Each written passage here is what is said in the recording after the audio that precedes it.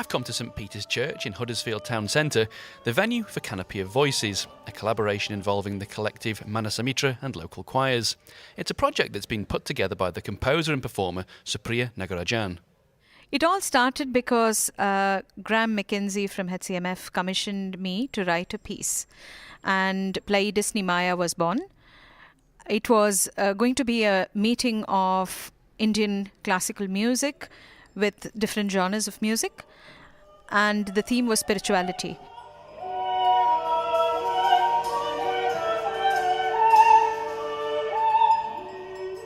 So when the theme was proposed, the first thing that came to mind was the fact that that would sound brilliant when a group of singers actually were involved in the actual piece.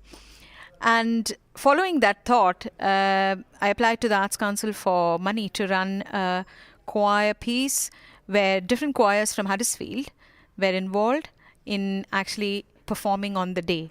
So the idea was for the choir piece to actually launch the main piece, but then be completely involved both as audience and as singers. So it just brought home the whole project. But as well as using the already established choirs, you've also using singers who are refugees and asylum seekers. How did they come into this project? The festival itself wanted to expand their reach, and this seemed a good way to include people in there who wanted to sing. So we approached St. Thomas Church, and they were very keen to have an existing group of asylum seekers who actually meet there regularly to be part of the project, and that seemed like a brilliant idea at the time. We have a few of them here today, very much part of the other extended choirs that are here today.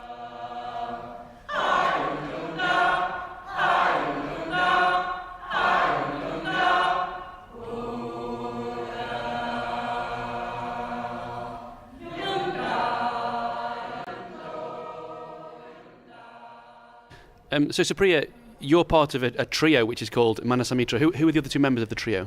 Duncan Chapman and James Cave work very closely with me. James, it's been a collaborative process to produce the piece, hasn't it, including the refugees and the asylum seekers. Yes. How do the workshops happen then? It's been a fairly intensive process to develop this piece through workshopping, and there have been some real positives from that. One is that I've had a chance to meet the different groups of singers involved in the piece and to get to know them really well over the course of probably about 10 weeks, something like that. So it's been quite a long haul at times, but at the same time it's been fantastic because very early on in the process, actually, one of the members of the choir from Hoot Creative Arts, who are a charity based here in Huddersfield, said to me that they loved working on this project because they felt they had ownership of it, that it wasn't being imposed upon them. It wasn't as if there was a composer coming in and saying, here is a score. Actually, what we were able to do was to try out different techniques, a lot of them associated with different aspects of Indian music. So some of them to do with rhythm, some of them to do with melody, learning about different rag and so on.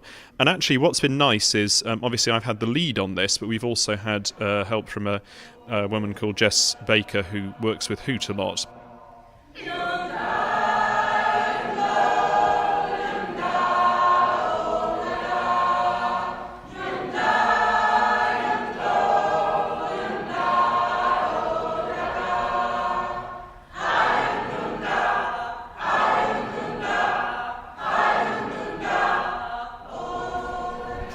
I am Jess Baker. I work at a charity called Hoot Creative Arts in Huddersfield. We're an arts and health charity. So I run the singing programme at Hoot, and we sing because we know that it's good for your mental health and well-being. And we sort of partnered on this project, so we've been working with our groups for this piece. This is Nick. He is a regular at our singing group at Hoot, and he'll be performing with us today. It's Indian based, isn't it? And we do some drone music as well. It's everybody does the different pieces, and it all fits together nicely. But it's the first choir I've come to, yeah. I've got brain damage, and it helps with my brain damage to keep my brain functioning. Repetition over and over, and eventually it sinks in. I've got short-term memory problems, you see. So doing this, eventually it sinks in, and I learnt it forever then, yeah.